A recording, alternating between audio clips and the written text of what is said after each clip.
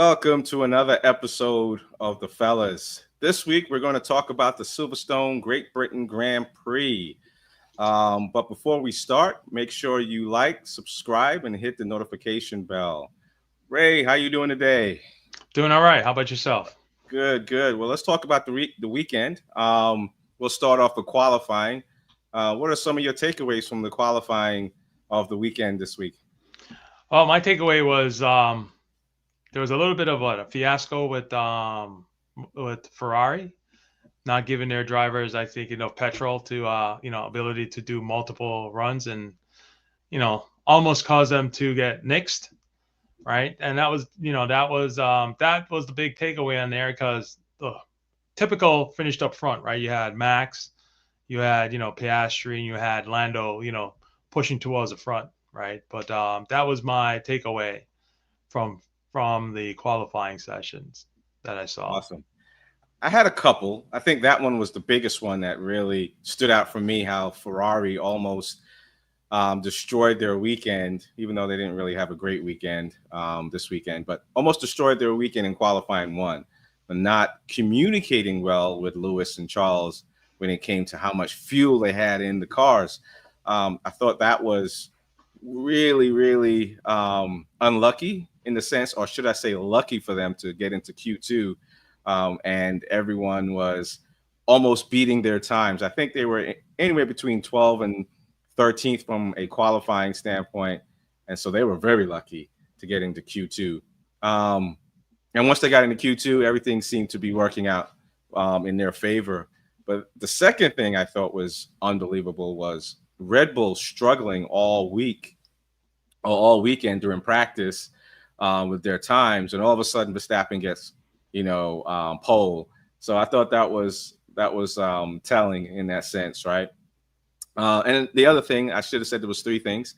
The other thing was how Charles and Lewis both almost got into second or third, or maybe even first if they didn't mess up on those last two turns in Q3.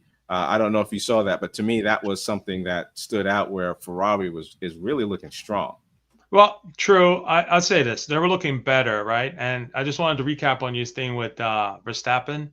Mhm. Don't I think it seems to me it's a pattern now that the car always is junk during free practice, and all of a sudden, it gets blessed and everything comes down, and it's like front runner, top four car in the race, right? So it's just I don't know if I'm buying that anymore, right? Because it just seems to be a pattern that's been going on. So I just I'll leave that alone. Yeah, I just leave that alone. But on the other hand, with the Ferrari guys, I think there's I can't explain to it, but there is a power that being on your home soil for the British guys that seems to uplift them, right? And I think maybe Lewis walked in there with the idea that, what, for my people, I'm going to try and, pick this piece of junk up and move it forward as, further than it's supposed to be. Right. And I think, because typically we saw the last couple of races that Shar was, always qualifying in front of him. But I think this time, whatever it was, he put his shoulder to the wheel and moved that car up. Right. So, I think them being on a home soil and plus, I think the track has something to do with it, in my opinion. That's interesting. I was thinking about that this weekend as well. Why he's so motivated and why he's so locked in at his home race. And to me, I needed to see that to make sure that he still had it. I needed to see him be able to challenge Charles because Charles, if you think about it, has pretty much out-qualified him the majority of the time during the season. And he was out qualifying and racing better and driving better this weekend than Charles. So it let me know, okay, it was a learning curve with the car. It's still communicating with the team. They're trying to figure things out. But once he figures things out, I think he's going to be competitive. He proved it this weekend. He proved it last weekend. I think he was 1/10, I'm sorry, away from being pole. So that tells me that the top five contenders, even George Russell, are all in contention right now. Yeah, I would agree. I think the car that they have given them, and that's what I find troubling, and that can't figure it out. It is so that the fact that they can't reverse some of the some of the take it back from where it's been going, and to give him more of what he needs with the car. I just find that troubling. I'd like to learn more, to be honest with you, because for a car to be so skewed in one direction, right? Because we see it with Red Bull. We have poor Yuki crashing with people in the back because he can't get around the car. And again, so it's just trying to understand why it is so, what changes were made in the car to make it such a trick to drive for certain drivers, right? Yeah. And so, that I find intriguing, right? To see what's going on. To me, Lewis, Ferrari, George did a great job qualifying as well. But yeah, we have, other than McLaren just taking it away in the constructors, and Piastri and Lando just fighting it out, we have a pretty amazing year as far as the talent, as far as the competitiveness, even up front with Lando and Oscar. You don't really know who's going to win, and it just really comes down to who's going to find their little extra oomph at the end. But we could beat qualifying to death. Let's move on to the actual race, right? And to me, the rain ruled the Silverstone Grand Prix. I mean, it really dictated and created a lot of unknowns and a lot of strategy planning with the tires and the rain and everything else. And I thought it was interesting. It had me at the edge of my seat for the entire race. What did you think overall about the rain and the race start and everything else? Well, I think I've said it before, and I always say it, the rain is a big equalizer, right? And it showed up because, as you said, they had to also not only driver skill on track, but the team strategists and pit crew, they get elevated now to be on that bubble also more than before, right? Because the strategist has to figure out, well, watching the weather, when they're going to be able to switch their driver to a different compound, right, to make it work. So it's a big equalizer. It's a big equalizer that I see, and it puts the team to work. And I think it's easier to grasp the strategy in that way. It's funny you say this. I just want to, just for a minute, that typically in like a dry race, when they do the strategy, to me, it doesn't seem to be as evident or as obvious like it in a wet race. I'm not sure. It's a me thing, but I just that's the thing. Because I was into the strategy to figure out who's going to do what when. Yeah, I think because you don't know where or when the rain is going to hit, you kind of have to have a beginning strategy, and then everything else has to play out as it unfolds, right? You really, you don't have to do you don't have to pit. I learned this weekend. If it rains and you start off on intermediates, you don't have to change your tires. You could go on that one intermediate through the entire race. You don't have to pit. I didn't know that. Yeah, because but you have to start off on the intermediate from the rains, right? Well, so the FIA can dictate what you start off on, right? They can mandate whatever depending on what it is. But once you do, definitely for a wet race, once you have that tire, you're free to pick or do whatever. There's no prescribed that you have to do like soft, hards, or whatever. Yeah, right. So. I thought that was interesting. But the start of the race, right? I thought this was very, very interesting that everyone was trying to do their strategy, whether it was intermediates or not. But Russell and Charles started off in the pit and went to slicks, and don't know if that actually worked out in their favor. What were your thoughts about that? Well, it's so the rain's been going on for days, right? Even during qualifying. I think it was a gamble. That was a big gamble on their end. I think so, because I'm not sure how many support races ran before their race and what the weather was like, but I think it was a gamble. And George is, in my opinion, is a guy that you roll the dice in a minute, right? So and I guess Charles was trying to make up for see what he could do to get around Lewis. So yeah, but I just think it was a gamble if everybody else was on inters, right? It's just, I don't know. If I was a strategist, I don't know if I'd have made that call. Yeah, and it really worked out for Stroll but we can talk about that later. But I think that strategy did not work out for Russell and Charles, and they were behind the eight ball from the very, very beginning. I think Verstappen, Lando, Piastri, and Lewis did the right thing in staying out there in the intermediates, and it really it carried the momentum throughout the entire race.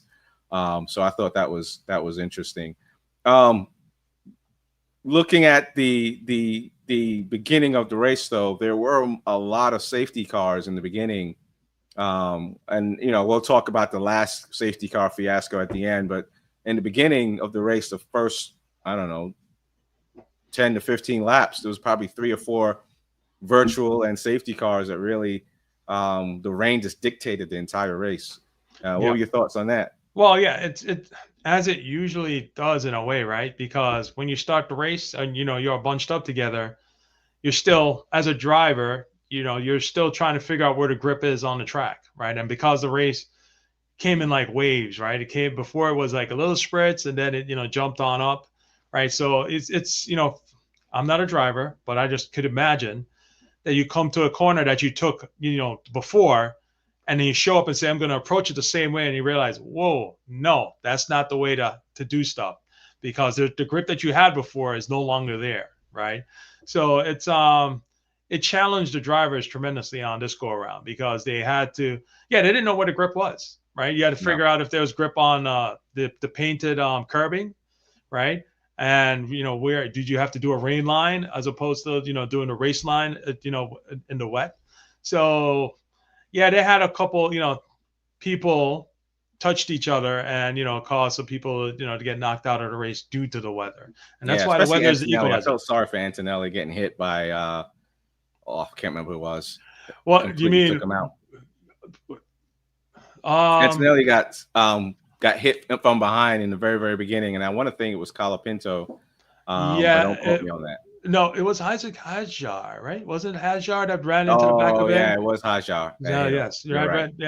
Ran into him, but I think he was able to go on. Hajar came out with the worst of it, I believe. In that Antonelli kept on going, but by the time he went in pit, and all of his downforce was gone from the back. Right. So he was compromised, so they just brought him in.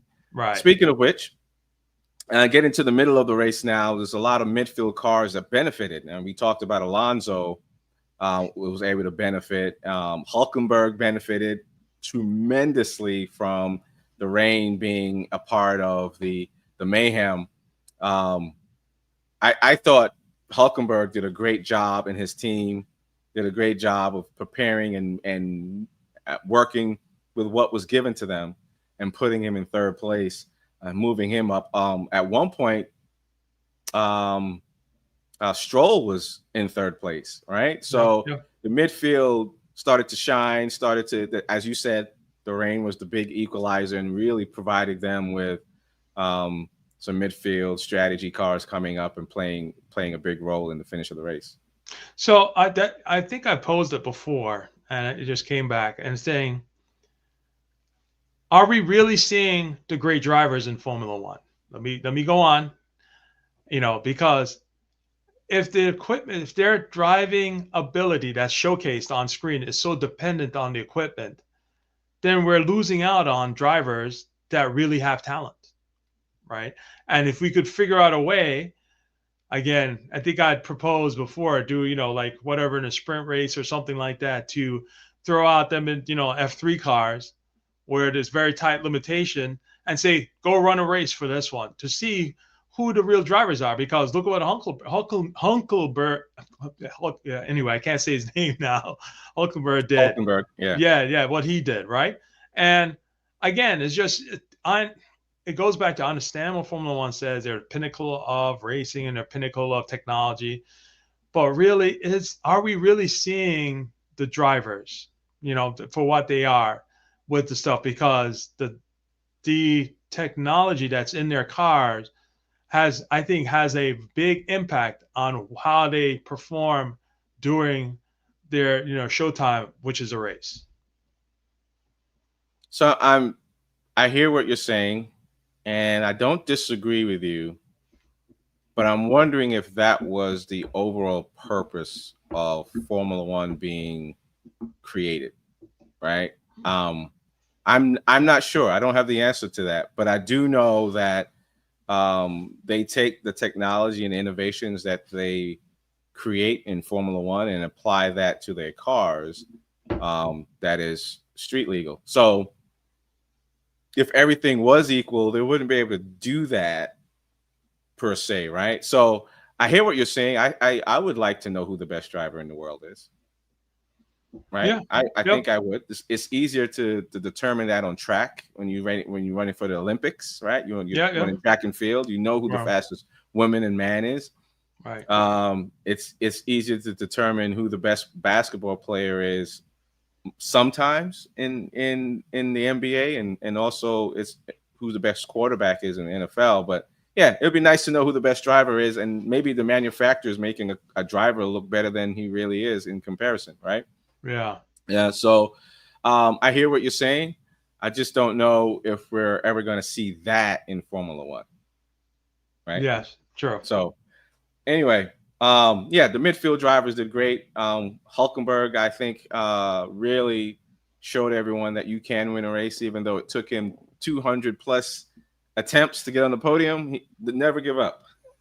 Never give up. Right. But let's talk about the end of the race. I think the end of the race was great. We created a lot of content and a lot of excitement. And I, call it the safety car fiasco, because it all started with that last safety car where Piastri got a 10-second penalty. And so let's start there. What did you think about the 10-second penalty or the safety car brake check that Oscar supposedly did to Verstappen? So I'll say this. I think it's an orchestration by Max Verstappen, right? Okay. He tried it with George. He tried it with George in with what you call it there. So he tried it with George in Canada, and it didn't work. And he tried it back with Oscar, and he got it. He got the FIA to step in and say something, right? Because he's right there. You can see what he's doing, right? Right? He's trying to anticipate the start, and he overshot him. So that's to me, I think Max orchestrated it, and that's what Red Bull do. They know how to exercise the rules to bring it to their advantage. Yeah. Right? Go ahead. No, I'll just say I didn't think Oscar did anything that was egregious, right? So, I didn't see it to be a 10-second penalty. I did see it to be an issue. I thought that he did brake check him. He did brake check the field, but I think he's done that in the past, basically to cool Verstappen's tires down so he couldn't have an easier time to overtake, because Verstappen is pretty slick in how he does safety car re-engagement, right? How they engage in the car. So I thought Piastri was eliminating or mitigating any issues that he was going to have with Verstappen on the restart, right? So 10 seconds, 5 seconds, maybe 10 seconds seemed pretty extravagant in my opinion. Yes. Especially when you listen to the commentators and they were like, he might get a penalty for that. He might not get a penalty. So that means they thought is on the fence. He might and might not. And so to me, the compromise is 5 seconds, right? 5 seconds, because you can make that up and really have to push your car and then wear out your tires in doing so, and then it kind of equals back out if you do wear out your tires. 10 seconds, unless you're out in the front in clean air, you're not going to make that back time back up. Well, yeah, and I agree with you, especially in a wet environment, right? Because still the track wasn't drying, that much that you could do lines off of the race line, right? Because it came in with one of the lines that was drying up. But if you stepped out of it and you step off that line, you're rolling the dice. You're not sure where your car's going to be, right? Because you're even doing some of that. Was it Lewis had an incident where the car went and he grabbed it back, in time and got out. I believe there there are a few other drivers that the same thing, that the car went on them, and they were able to get back control and proceed on. And, even Max spun out, right? So, after he made that FIA thing. So one could wonder about that. But anyway. Yeah. So you're saying Max has him in their pocket, is what you're saying, but you're not going to say that out loud. What? So I thought that was interesting. The other thing I thought was interesting was Lewis getting passed by Russell, and then he took it back. Yes. Again, yes. Lewis is showing me that he still has it. Even though he's close to 40 years old or 40 years old, he still has it. He still has the ability to turn it on. What we need to see now is him turning it on for 10 consecutive races. True, but also what we need to see is Ferrari giving him a platform that allows him to do that, right? Because Lewis is a racer, just like Alonso's a racer. You give Alonso a car, whatever age he's at, he's going to race, right? And it's the same thing with Lewis. It's just that I think we're all humans, and emotionally you can get caught up in, the lackluster results, put it that way, that comes across, right? But in the opportunity, I think, this race, he saw the opportunity that he was going to try and go for a podium, right? And because he was even complaining to the pit wall that the car, you can't hold the car going through a fast corner because it was loose in the back, right? But yet he was able to muster it up. And I think that the crowd at the race had something to do with it, because I remember they panned in they had one of the camera pans from the grandstands. And when the British guys came by, it was a major roar, right? I don't recall hearing that at other race venue, right? So they uplifted their drivers, and their drivers wanted to put on a good show for them because, they value their audience. My opinion. I believe so. I think Silverstone's a special place to race and win if you're from Great Britain. Being from Great Britain myself, I think that is a track that I need to get to. It's on the bucket list. Yeah. I need to go see a race there and soak in all that energy. But I like to drive it. Yeah. I do think Oscar, for the first time, showed a little emotion from the safety car fiasco, which even that was tame, right? He showed a little emotion, but he was still present and still, smart enough and diligent enough to make sure he didn't say anything that was heat of the moment, vernacular, if you know what I mean. Right. He was silent when the thing came across because I think he was really upset. I think he came across the radio after and said, why not? I think he proposed it to the team. I think Peter Windsor mentioned it to, reverse the order and let's go racing and see if Lando can really pass him. Right. And, they held station. Right. So I think, and I think for even Lando, I think it's if I were in Lando's shoes, it would be a lackluster win in a way. Right. Because I didn't pass him on track, or we didn't do a smarter pit strategy to get behind him. Right. This whole thing came about due to an FIA, insurrection due to Max Verstappen. Insurrection. I don't know. I don't know if I feel the same way. So second to last safety car, before the last safety car, right? Piastri was 13 seconds ahead of Lando, Hülkenberg, everybody. He was way out, way out. And I don't think Lando was probably saying to himself, I can catch him, but I probably won't be able to pass him, right? Because it's wet and everything like that. And they're not going to let us. They're not going to let us fight it out. Up. Yep. But as soon as that last safety car came into play, Oscar couldn't leave Lando. Actually, Lando was slowly catching up to him. So all that work he did to make sure that Piastri didn't leave him, you can't just have him switch now. He's already done a lot of work in the last 20 laps to make sure that he's in second place and he's within that 10 seconds. He's actually raced now to make sure he's within that 10 seconds. Because usually Piastri, whoever's in front, is just leaving the crowd because it's clean air. Lando sacrificed, in my opinion, his tires and his ability to possibly crash to make sure he was within that 10 seconds. So for him to do all that hard work for maybe 15 laps and then you switch him, It wouldn't go over well with me. That's for sure.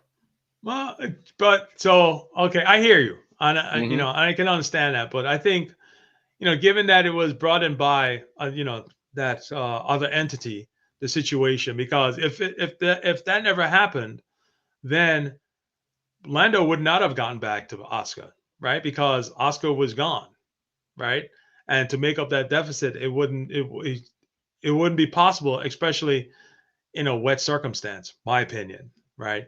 So them switching back and then, you know, go, because still Lando would be right on his bumper at that point, right? So it's not Lando has to make up any points. It's just that Lando would be right there, and they could do what they did many years ago, play the DRS trick, right? You let him go and you stay with him, so you're in DRS range. So when you come around for the DRS, boom, you know, your DRS opens and you are, what you call it there, going down, you know, by the person. But I think, you know, you said something there. I think McLaren played it safe because they know if they'd have unleashed that, there was a high possibility that they would have no cars coming in. And they're like, well, you know what? We're going to spin it this way. And we got two cars in. So we keep moving in the constructors. And one of the guys happened to be a Brit. So, you know, that's it. We'll just, you know, roll the dice that way. And I think that's, Yeah. you know, that's what came across the wall. So a few things to mention here. The Drivers' Championship standings is getting closer between Lando and Piastri, right? Mm-hmm. Right now, it's only 8 points separating them, right? Piastri is still in the lead. It's only 8 points. Verstappen is, you know, almost 60 points behind both of them, Right. at minimum. And George Russell is there too. But it's getting tight. I think it's going to go down to the wire. I'm hoping it goes down to the last race of the season between McLaren and Red Bull as well. Another thing to mention is, you know, Lewis and Charles, they're only separated now by 16 points because Charles didn't score any points this race. Right. I think that's interesting. And then the last thing to mention is, as far as the constructors are concerned, Ferrari is taking a significant lead now over Mercedes. And again, I'm going to reiterate this until the last race of the season. Success for Ferrari this year is getting second in the Constructors Championship. If they are able to do that, next year they're going to be sitting. There's no excuses next year, to be honest with you. And next year they're going to be sitting in a better position. I don't know what that position is, but they should be in a better position next year, hopefully with the level playing field, right?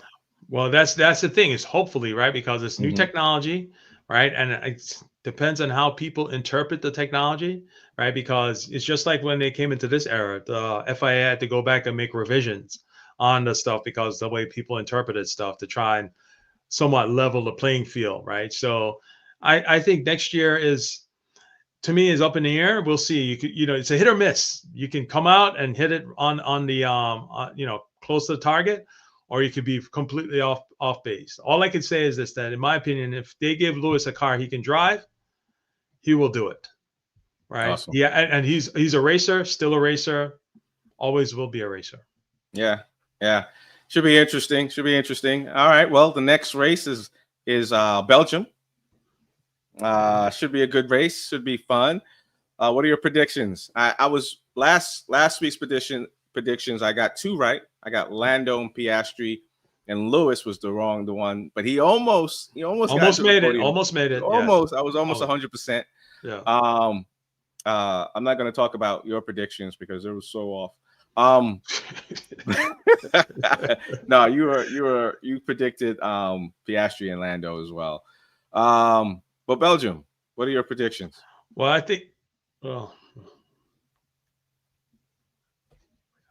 so I was just, you know, thinking about it, and I think you can't go wrong with the McLaren boys, right? One of them is going to be up there, one or two. And as I said, I don't believe Verstappen anymore. So Red Bull will be there, regardless of what they say happened during their. I have to see their car engine power unit go up during the race for me to say, all right, it's not going to happen. But I don't care what happens in the practice anymore. You know, they could clunk around, whatever. His car is set up for him, and he's ready to rock and roll. So, you know, he has talent. I'm not taking away from Max. Max has talent, right? He's a good driver. He's one of the good drivers on the grid. But I just think that, you know, I think it's, what they say? It's Oh, I can't remember it. Yes, exactly. So they're putting out right now. So it's just, so I'll say this: it's going to be Lando. No, not Lando. It's going to be Oscar, because Oscar's pissed. Lando, and then Max will be on the podium, and I think right behind it, I still don't think the car is there for Lewis, so it might be Charles. Yeah, I am going to say there are two motivated individuals for the next race. Two highly motivated individuals, and you mentioned both of them. It's Piastri and Max. Max didn't do anything at the Austria race, which was his home race. Belgium is the second closest to Austria, right? Yeah, and I think he's going to come out trying to redeem himself from the Austria race. And Piastri is probably going to have a little chip on his shoulder based on not winning this last race. Yep. Third place, I can't count out Lando because he's racing pretty strong now. He's won at Monaco and at Silverstone in another location. But I do think Ferrari has found something. So fourth and fifth, I think, and even a third place finish, because Leclerc has also done twice now third place finishes. I think 1, 2, 3, 4, and 5 is going to be Max, Piastri, Lando, Charles, Lewis. That's kind of how I see it. Okay, yeah, I if think all things being equal, right? I get with that. Stupid things happen. That's how I see it. Yeah, I get with that. Unless Ferrari comes up with something else to tweak the car in more of Lewis's favor, I don't see, because he was complaining during the whole race that the car was twitchy and stuff like that, and to have a twitchy car beginning and then have it wet and be twitchy, that's a whole new level. So yeah, so all right, I'm on board with your prediction. Yeah, 2 fourth place finishes for Lewis. I'm actually proud of him at this point. All right, well, that is our show for today. Please like, subscribe, and don't forget to hit the notification bell.